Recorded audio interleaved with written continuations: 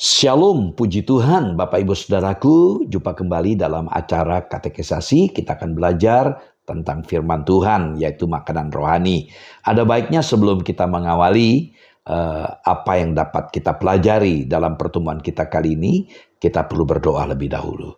Bapa kami dalam sorga, kami bersyukur buat waktu yang sudah Kau berikan bagi kami, untuk kembali kami belajar dari firman-Mu. Tolong hamba-Mu dan mampukan hamba-Mu untuk menyampaikan apa menjadi isi hatimu lewat firman Tuhan bagi setiap kekasih kami, terutama yang akan dibaptis. Terima kasih, kami bersyukur, mohon urapan Tuhan. Dalam namamu Tuhan Yesus kami berdoa, haleluya, amin. Puji Tuhan, Bapak Ibu Saudaraku, firman Tuhan atau makanan rohani. Nah, mari kita lihat gambar ini. Ya, kita perlu konsentrasi melihat gambar ini, Bapak Ibu Saudaraku. Ada salib ya, dan salib yang di bawah itu ada firman Tuhan, di atas ada doa. Lalu sebelah kanan, salib kanan yang bentuk horizontal, yaitu persekutuan. Lalu yang sebelah kirinya adalah kesaksian atau bersaksi. Nah, dalam pertemuan kita kali ini kita akan belajar tentang firman Tuhan. Iya, Bapak Ibu Saudaraku yang saya kasih, betapa penting kita mengerti ya, bagaimana kepentingan firman Tuhan itu dalam kehidupan kita sebagai orang Kristen, dan bagaimana cara penggunaannya. Jujur, ya, kalau kita tidak makan, pasti kita akan lapar dan kita akan menderita. Nah, itu juga yang perlu kita pahami dalam kehidupan rohani kita. Jadi ada kerinduan bagi kita untuk belajar ya firman Tuhan. Ya, Alkitab kita buka dan kita coba bagaimana kita menarik sebuah pelajaran dari apa yang kita baca, kita renungkan, kita pikirkan, dan tentu kita lakukan. Firman Tuhan ini sangat penting. Nah, Bapak Ibu Saudaraku yang saya kasih, seorang Kristen atau orang yang percaya, yang tentunya taat dalam perbuatan, itu dapat digambarkan sebagai salib Yesus Kristus. Jadi kuasa kasih Allah bekerja di dalam kehidupan kita yang dilambangkan dengan salib Yesus Kristus. Bagian yang tegak lurus itu menunjukkan hubungan secara vertikal, yaitu hubungan pribadi kita dengan Tuhan melalui doa dan membaca firman Allah. Sedangkan bagian yang mendatar itu dalam wujud horizontal itu menunjukkan hubungan kita dengan sesama, yaitu melalui persekutuan dengan orang-orang seiman, artinya gereja, dan bersaksi, yaitu penginjilan kepada orang-orang yang belum percaya kepada Tuhan Yesus Kristus. Puji Tuhan. Yang pertama kita lihat, firman Tuhan adalah dasar iman dan hidup kita. Jadi bayangkan, kalau kita tidak punya firman Tuhan, bagaimana mungkin kita bisa membangun kehidupan rohani kita? Karena saya katakan firman Tuhan itu adalah pondasi, ya, dasar iman dan hidup kita. Membangun kehidupan beriman itu tidak boleh dari apa kata orang, ya, tapi apa kata Tuhan dari kitab suci. Nah, mari kita lihat 2 Timotius pasal 3 ayat 15 sampai 17. Ingatlah juga bahwa dari kecil engkau sudah mengenal kitab suci yang dapat memberikan hikmat kepadamu dan menuntun engkau kepada keselamatan oleh iman kepada Kristus Yesus. Segala tulisan yang diilhamkan Allah memang bermanfaat untuk mengajar, untuk menyatakan kesalahan, untuk memperbaiki kelakuan, dan untuk mendidik orang dalam kebenaran. Dengan demikian, tiap-tiap manusia kepunyaan Allah diperlengkapi untuk setiap perbuatan baik. Puji Tuhan. Mari kita lihat ayat tadi dalam ayat yang ke-16. Ungkapan segala tulisan. Nah, kata segala tulisan tidak ada artikelnya. Jadi ini bisa diterjemahkan setiap kitab suci. Tidak ada kata yang, artinya tidak menggunakan kata yang dalam teks aslinya. Saudaraku, menurut ahli bahasa Yunani, lebih baik atau sebaiknya diterjemahkan seluruh kitab suci diilhamkan Allah dan bermanfaat. Nah, perhatikan. Kalau menggunakan kata yang, berarti Alkitab kita ada yang diilhamkan dan ada yang tidak. Karena itu para ahli Alkitab, para ahli bahasa menerjemahkan seluruh kitab suci ini diilhamkan oleh Allah dan bermanfaat. Ungkapan diilhamkan oleh Allah itu adalah dari kata Yunani theopneustos. Ya, secara lebih harafiah itu diterjemahkan sebagai dinafasi Allah, dihembuskan Allah, ya, atau dinafasi oleh Allah. Artinya, sang penulis ketika menulis itu betul-betul bukan karena kemauan dia, kehendaknya dia. Kita tahu ada 40 penulis dengan latar belakang profesi yang berbeda. Ya memang gaya penulisan banyak dipengaruhi oleh latar belakang, pekerjaan, pandangan teologi, ya corak budaya mempengaruhi, tetapi inti dari penulisan itu semata-mata dari Tuhan. Karena itu dikatakan dinafasi oleh Allah. Jadi Allah memakai manusia untuk menuliskan firman-Nya. Artinya Allah lah yang mewahyukan firman Tuhan itu. Dan luar biasa. Kitab suci bukanlah produk atau hasil usaha atau kesimpulan yang dibakukan oleh manusia. Jadi bukan hasil kesimpulan atau pemikiran manusia lalu dibukukan. Ya, kitab suci itu bukan dokumen gereja atau keputusan konferensi. Ya, kitab suci adalah dari Allah, saudaraku. Kitab suci diberikan oleh Allah dan kebenarannya akan bertahan sampai selama-lamanya. Bahkan ketika langit dan bumi sudah berlalu, firman Allah tetap kekal.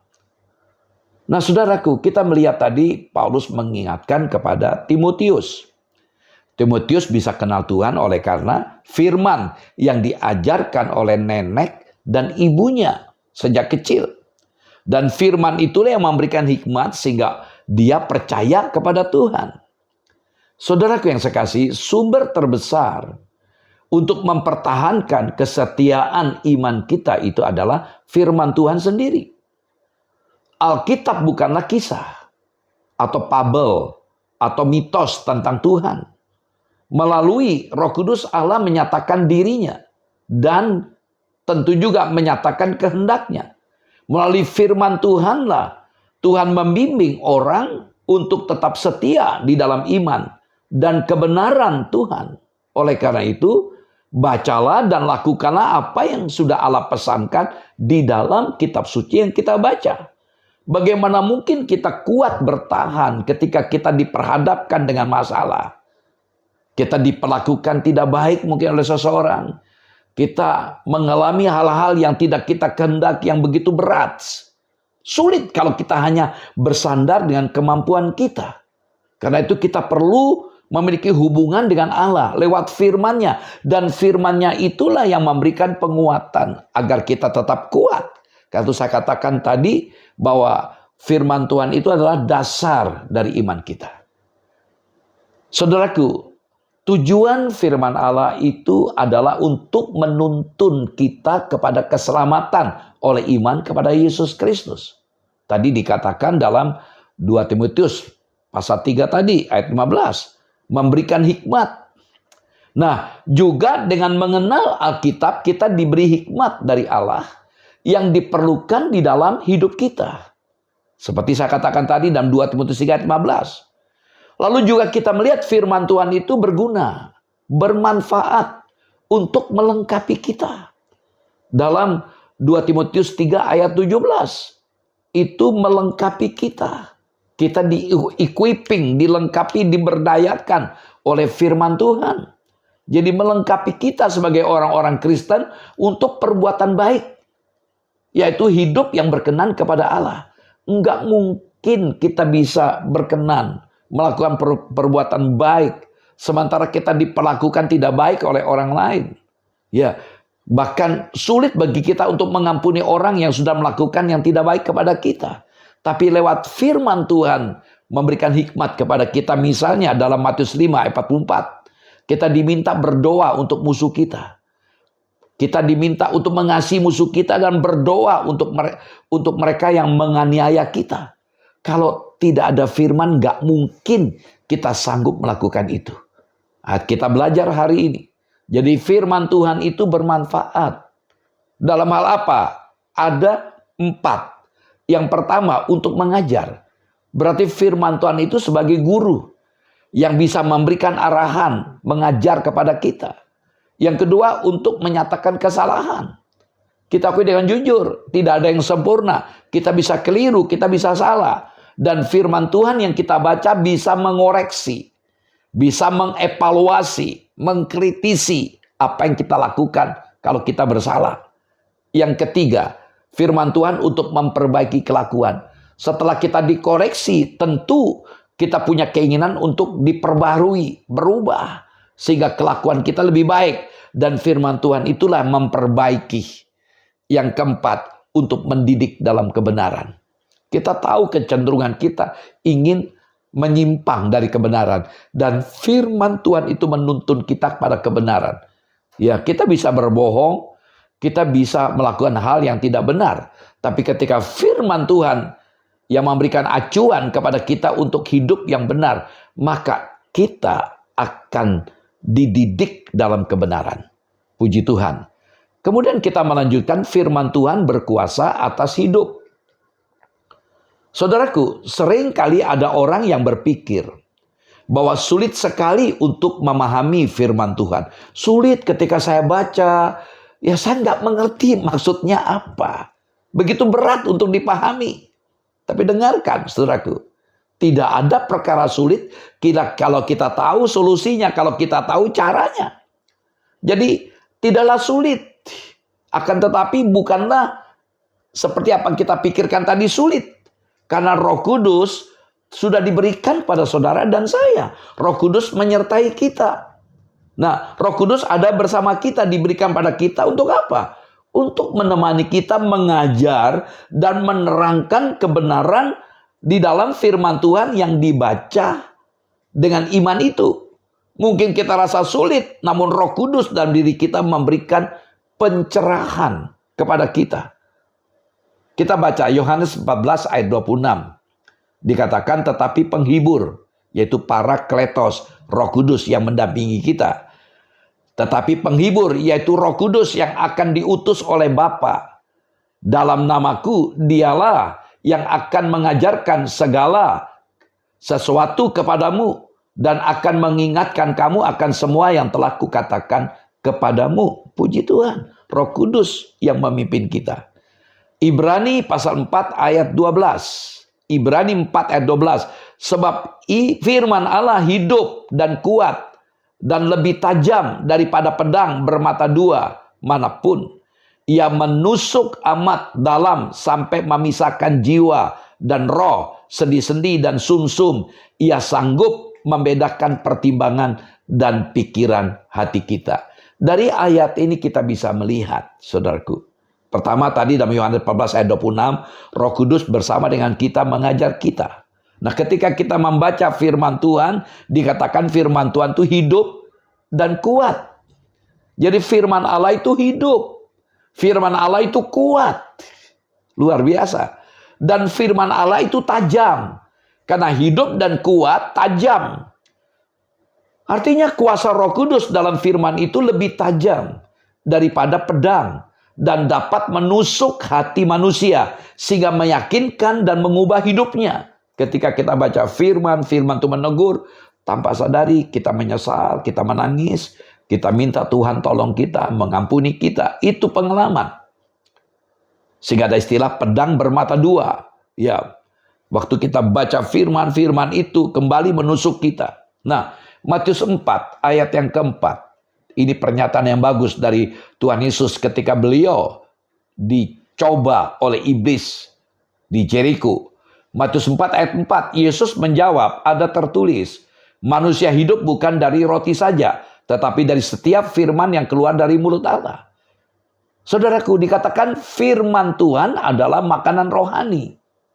Jikalau kita akan bertumbuh dalam kerohanian seperti yang dikehendaki oleh Tuhan, maka tidak bisa tidak, kita harus makan, yaitu menggunakan firman Tuhan.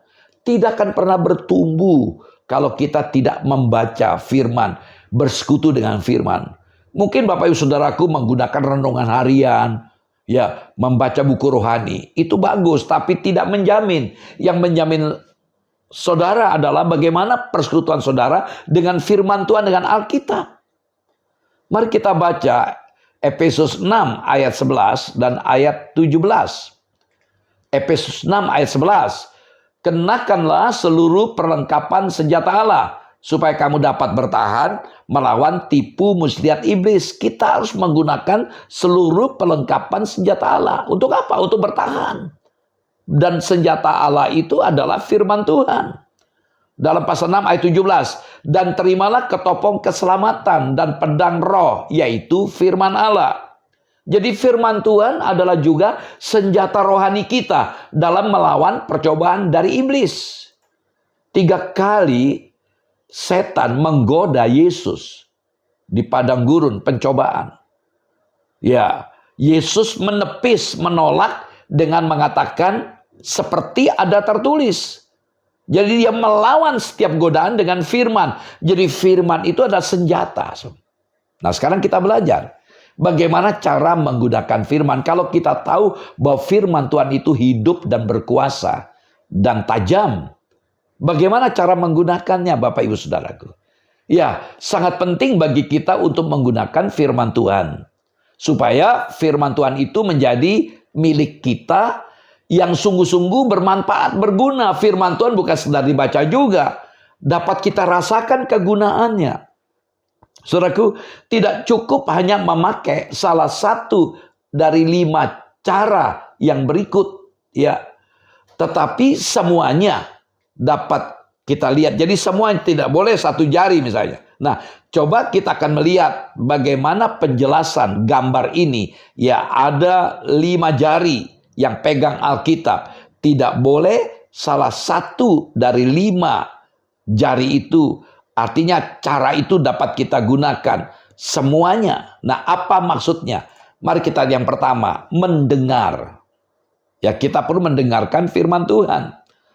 Atau membaca. Ya, ini poin kedua nanti. Mendengar dalam Roma 10 ayat 17. Roma 10 ayat 17. Jadi iman timbul dari pendengaran. Dan pendengaran oleh firman Kristus. Saudaraku, dahulu sebelum kita beriman, kita pernah mendengarkan berita Injil. Sekarang juga kita bisa mendengar dalam kebaktian dari khotbah atau pelajaran Alkitab. Jadi iman timbul dari mendengar. Bayangkan kalau kita tidak pernah mendengarkan firman Tuhan. Kita mendengarkan berita hoax. Dan berita hoax itu akan mempengaruhi pola pikir kita. Sehingga menghasilkan perilaku yang sesuai dengan apa yang kita terima dari hoax, berita hoax tadi. Karena itu bagaimana pentingnya firman. Saya katakan tadi firman adalah dasar ya dalam hidup kita sebagai orang beriman. Nah, karena itu ketika kita mendengarkan firman, maka firman yang kita dengar itu membangkitkan iman kita. Nah, saudaraku, jadi penting mendengarkan firman. Yang kedua, membaca firman. Dalam Wahyu 1 ayat 3. Wahyu 1 ayat 3, berbahagialah ia yang membacakannya dan mereka yang mendengarkan kata-kata nubuat ini dan yang menuruti apa yang ada tertulis di dalamnya, sebab waktunya sudah dekat. Jadi dikatakan tadi, yang membaca itu disebut orang berbahagia. Banyak konsep orang berbahagia kan, kalau rumah mewah, punya kekayaan. Tapi Alkitab mengatakan orang yang berbahagia, salah satu wujud kebahagiaan itu dari membaca Alkitab. Yang kedua dikatakan yang mendengarkan itu berbahagia.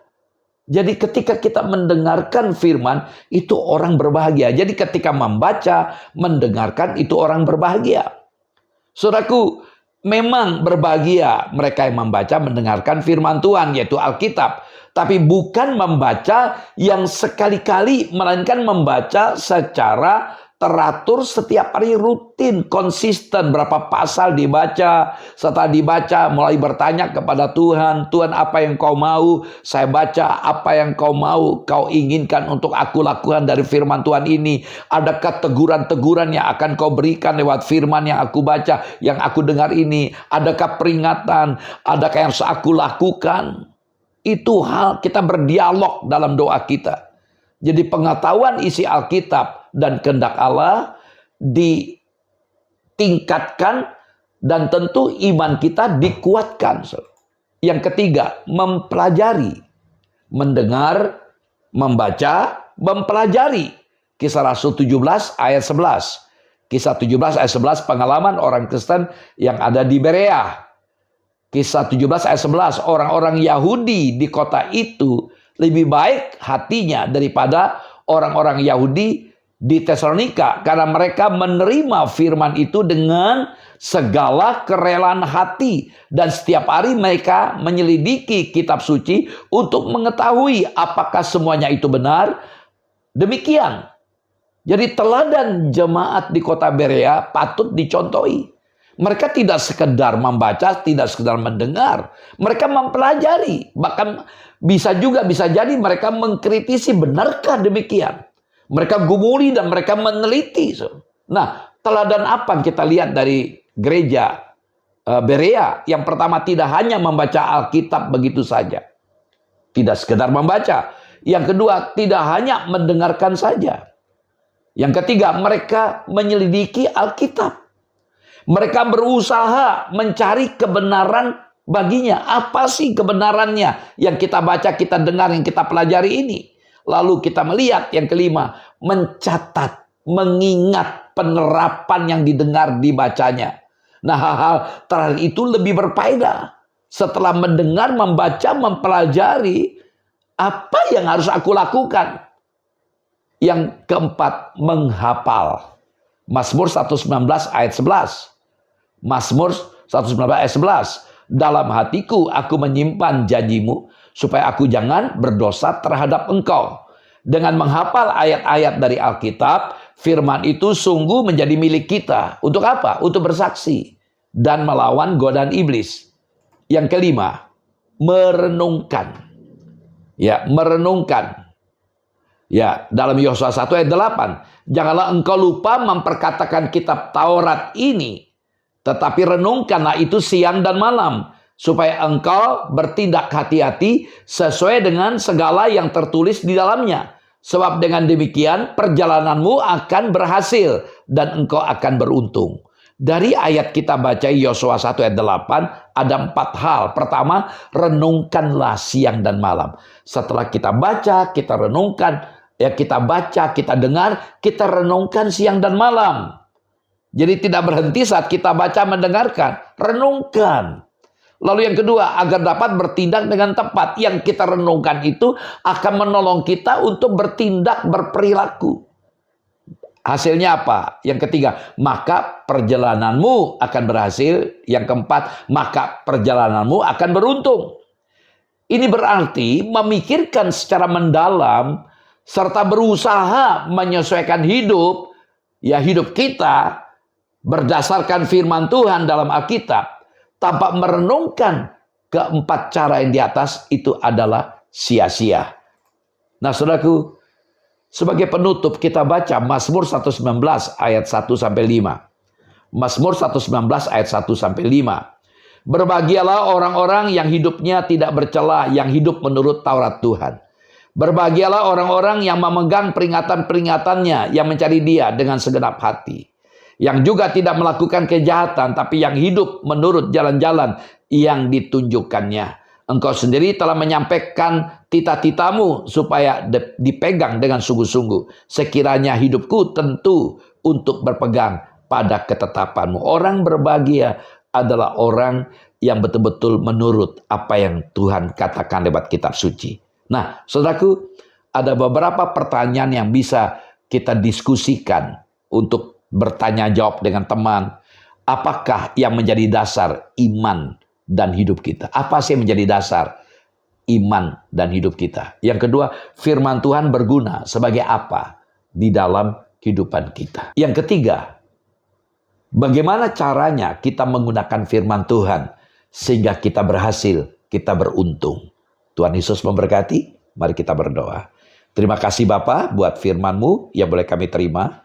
Biarlah kami boleh belajar bagaimana menempatkan firman Tuhan sebagai dasar iman kami, agar kami bertumbuh dengan sehat, dan firman-Mu membekali kami sehingga kami dapat juga menolak segala godaan, pencobaan, serangan iblis. Biarlah Tuhan, firman Tuhan boleh menjadi sumber kekuatan bagi setiap kami. Berkati kami, dalam nama-Mu Tuhan Yesus kami berdoa. Haleluya. Amin. Shalom, sampai jumpa lagi. Tuhan Yesus memberkati.